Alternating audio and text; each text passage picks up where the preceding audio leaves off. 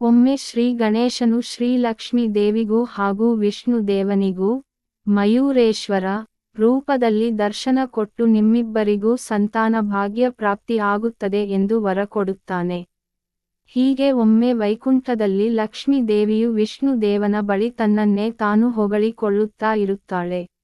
ನಾನು ಇಲ್ಲದೆ ಇದ್ದರೆ ಎಲ್ಲರೂ ಬಡವರಾಗುತ್ತಾರೆ, ನನ್ನ ಕೃಪೆ ಎಲ್ಲರಿಗೂ ಬೇಕು, ನನ್ನನ್ನೇ ಎಲ್ಲರೂ ಹೆಚ್ಚು ಪೂಜಿಸುತ್ತಾರೆ, ಹಾಗೆ ಹೀಗೆ ಅಂತ ಲಕ್ಷ್ಮೀ ದೇವಿಯು ತನ್ನನ್ನೇ ತಾನು ಹೊಗಳಿಕೊಳ್ಳುತ್ತಾ ಇರುತ್ತಾಳೆ. ಲಕ್ಷ್ಮೀ ದೇವಿಯ ಅಹಂಕಾರವನ್ನು ಸ್ವಲ್ಪ ಕಮ್ಮಿ ಮಾಡಲು ವಿಷ್ಣು ದೇವ ಯೋಚನೆ ಮಾಡಿ ಹೀಗೆ ಹೇಳುತ್ತಾನೆ. ದೇವಿ ಲಕ್ಷ್ಮಿ, ನೀವು ಹೇಳುತ್ತಿರುವುದು ನಿಜ, ಹೌದು, ನೀವು ಎಲ್ಲರಿಗೂ ಬೇಕು, ಎಲ್ಲರಿಗೂ ನಿಮ್ಮ ಅವಶ್ಯಕತೆ ಇದೆ. ಆದರೆ ನೀವು ಪರಿಪೂರ್ಣರಲ್ಲ ದೇವಿ ಅಂತ ವಿಷ್ಣು ದೇವ ಹೇಳುತ್ತಾನೆ. ಆಗ ಲಕ್ಷ್ಮೀ ದೇವಿಯು ಕೇಳುತ್ತಾಳೆ, ಪರಿಪೂರ್ಣಳಲ್ಲ ಎಂದರೆ ಹೇಗೆ, ನನ್ನಲ್ಲಿ ಏನು ಕಮ್ಮಿ ಇದೆ ಅಂತ ಕೇಳುತ್ತಾಳೆ. ಯಾವುದೇ ಹೆಣ್ಣಾದರೂ ಸಂತಾನ ಭಾಗ್ಯವನ್ನು ಹೊಂದಿ ಸಂತಾನದ ಸುಖವನ್ನು ಮಾತೃತ್ವವನ್ನು ಹೊಂದಿದ್ದರೆ ಮಾತ್ರ ಪರಿಪೂರ್ಣರಾಗುತ್ತಾರೆ, ಆದರೆ ನಮಗೆ ಸಂತಾನ ಇಲ್ಲವಲ್ಲ ದೇವಿ ಅಂತ ವಿಷ್ಣು ದೇವ ಹೇಳುತ್ತಾನೆ. ಇದನ್ನು ಕೇಳಿದ ಲಕ್ಷ್ಮೀ ದೇವಿಗೆ ತುಂಬ ಬೇಸರವಾಗುತ್ತದೆ.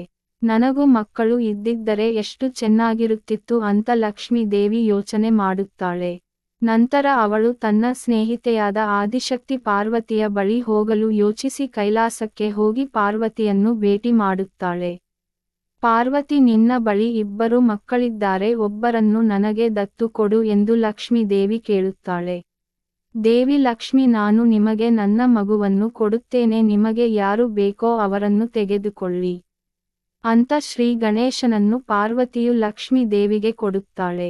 ಲಕ್ಷ್ಮೀ ದೇವಿಗೆ ತುಂಬ ಸಂತೋಷವಾಗುತ್ತದೆ. ಅಮ್ಮ, ನಾನು ನಿಮಗೆ ಹೇಳಿದ್ದೆ ಅಲ್ಲವೇ ನಿಮಗೆ ಸಂತಾನ ಭಾಗ್ಯ ಒದಗಿ ಬರುತ್ತದೆ ಎಂದು.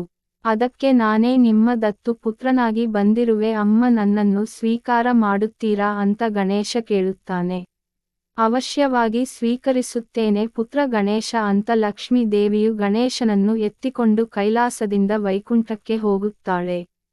ಎಲ್ಲ ದೇವತೆಗಳು, ಋಷಿಗಳು, ಅಪ್ಸರೆಯರು, ವಿಷ್ಣು ದೇವ ಎಲ್ಲರೂ ತಾಳಮೇಳ ಸಂಭ್ರಮದಿಂದ ಗಣೇಶ ಮತ್ತು ಲಕ್ಷ್ಮೀ ದೇವಿಯನ್ನು ವೈಕುಂಠಕ್ಕೆ ಸ್ವಾಗತ ಮಾಡುತ್ತಾರೆ. ಹೀಗೆ ವಿಷ್ಣು ದೇವ ಹಾಗೂ ಲಕ್ಷ್ಮೀ ದೇವಿಯು ಶ್ರೀ ಗಣೇಶನನ್ನು ಎಲ್ಲ ದೇವಾನು ದೇವತೆಗಳ ಉಪಸ್ಥಿತಿಯಲ್ಲಿ ತುಂಬ ಸಂತೋಷದಿಂದ ದತ್ತು ತೆಗೆದುಕೊಂಡು ತಮ್ಮ ಸಂತಾನ ಭಾಗ್ಯದ ಸುಖವನ್ನು ಅನುಭವಿಸುತ್ತಾರೆ. ಲಕ್ಷ್ಮೀ ದೇವಿಯು ಗಣೇಶನನ್ನು ಆದಿಶೇಷನ ಮೇಲೆ ಕೂರಿಸಿ ವಸ್ತ್ರ ಹಾಕಿಸಿ ಆಭರಣಗಳನ್ನು ಹಾಕಿ ಅಲಂಕಾರ ಮಾಡಿ ತಾಯ್ತನದ ಸುಖವನ್ನು ಅನುಭವಿಸುತ್ತಾಳೆ. ತನಗಿಂತ ಹೆಚ್ಚಾಗಿ ತನ್ನ ದತ್ತು ಪುತ್ರನಾದ ಗಣೇಶನನ್ನೇ ಹೆಚ್ಚಾಗಿ ಪೂಜಿಸಲಾಗುತ್ತದೆ ಎಂದು ಲಕ್ಷ್ಮೀ ದೇವಿಯು ಅರಿತುಕೊಳ್ಳುತ್ತಾಳೆ. ತನ್ನ ಅಹಂಕಾರವನ್ನು ತೆಗೆದು ಹಾಕುತ್ತಾಳೆ. ಹಾಗೆ ಲಕ್ಷ್ಮೀ ದೇವಿಯು ಗಣೇಶನನ್ನು ತೊಡೆಯ ಮೇಲೆ ಕೂರಿಸಿಕೊಂಡು ಎಲ್ಲ ದೇವಾನು ದೇವತೆಗಳ ಎದುರು ಒಂದು ವಿಚಾರವನ್ನು ಘೋಷಣೆ ಮಾಡುತ್ತಾಳೆ. ಇನ್ನು ಮುಂದೆ ನನ್ನ ಪುತ್ರನಾದ ಗಣೇಶನು ಎಲ್ಲಿರುತ್ತಾನೋ ಅಲ್ಲಿ ನಾನಿರುತ್ತೇನೆ. ಯಾರು ಗಣೇಶನ್ನು ಪೂಜಿಸುವುದಿಲ್ಲವೋ, ಯಾರು ಗಣೇಶನನ್ನು ನೆನಪಿಸಿಕೊಳ್ಳುವುದಿಲ್ಲವೋ ಅಂಥವರಿಗೆ ನಾನು ಎಂದಿಗೂ ಒಲಿಯುವುದಿಲ್ಲ ಎಂದು ಲಕ್ಷ್ಮೀ ದೇವಿಯು ಹೇಳುತ್ತಾಳೆ. ಹಾಗೆ ಪಾರ್ವತಿ ದೇವಿಯು ಕೂಡ ತುಂಬಾ ಖುಷಿಯಿಂದ ಒಂದು ವರವನ್ನು ಕೊಡುತ್ತಾಳೆ. ಇನ್ನು ಮುಂದೆ ದೀಪಾವಳಿ ಹಬ್ಬದ ಸಮಯದಲ್ಲಿ ಗಣೇಶ ಮತ್ತು ಲಕ್ಷ್ಮೀ ದೇವಿಯನ್ನು ಒಟ್ಟಿಗೆ ಪೂಜಿಸಲಾಗುತ್ತದೆ. ಭಕ್ತರಿಗೆ ಗಣೇಶನ ಶುಭತ ಜ್ಞಾನ ಹಾಗೂ ಲಕ್ಷ್ಮೀ ದೇವಿಯ ಸಮೃದ್ಧಿ ಸಿಗುತ್ತದೆ ಎಂದು ಹೇಳುತ್ತಾಳೆ. ಹಾಗಾಗಿ ದೀಪಾವಳಿ ಹಬ್ಬದ ಸಮಯದಲ್ಲಿ ಶ್ರೀ ಗಣೇಶ ಮತ್ತು ಶ್ರೀ ಲಕ್ಷ್ಮೀ ದೇವಿಯನ್ನು ಒಟ್ಟಿಗೆ ಪೂಜಿಸಲಾಗುತ್ತದೆ. ನಾವೆಲ್ಲರೂ ಕೇಳಿರುತ್ತೇವೆ, ಲಕ್ಷ್ಮೀ ದೇವಿಯು ತುಂಬಾ ಚಂಚಲೆ, ನಿಂತ ಕಡೆ ನಿಲ್ಲುವುದಿಲ್ಲ ಎಂದು. ಗಣೇಶನು ಲಕ್ಷ್ಮೀ ದೇವಿಯ ದತ್ತು ಪುತ್ರನಾದ ಕಾರಣ ಮಗ ಎಲ್ಲಿರುತ್ತಾನೋ ಅಲ್ಲಿ ತಾಯಿ ಎಂದಿಗೂ ವಾಸ ಮಾಡುತ್ತಾಳೆ. ಹಾಗಾಗಿ ಶ್ರೀ ಗಣೇಶನನ್ನು ಪೂಜಿಸಿದರೆ ಶ್ರೀ ಲಕ್ಷ್ಮೀ ದೇವಿಯು ತಾನಾಗಿಯೇ ಒಲಿದು ಬರುತ್ತಾಳೆ. ಹೀಗೆ ಶ್ರೀ ಗಣೇಶನು ಶ್ರೀ ಲಕ್ಷ್ಮೀ ದೇವಿ ಹಾಗೂ ವಿಷ್ಣು ದೇವನ ದತ್ತು ಪುತ್ರನಾಗುತ್ತಾನೆ. ವಿಷ್ಣು ದೇವ ಹಾಗೂ ಲಕ್ಷ್ಮೀ ದೇವಿಯು ತಮ್ಮ ಮಗನಾದ ಗಣೇಶನಿಗೆ ಅಲಂಕಾರ ಮಾಡುತ್ತಾರೆ. ವಿಷ್ಣು ದೇವನು ತನ್ನ ಮಗನಾದ ಗಣೇಶನ ತಲೆಯ ಮೇಲೆ ನವಿಲುಗರಿ ಇಟ್ಟು ಅಲಂಕಾರ ಮಾಡುತ್ತಾನೆ.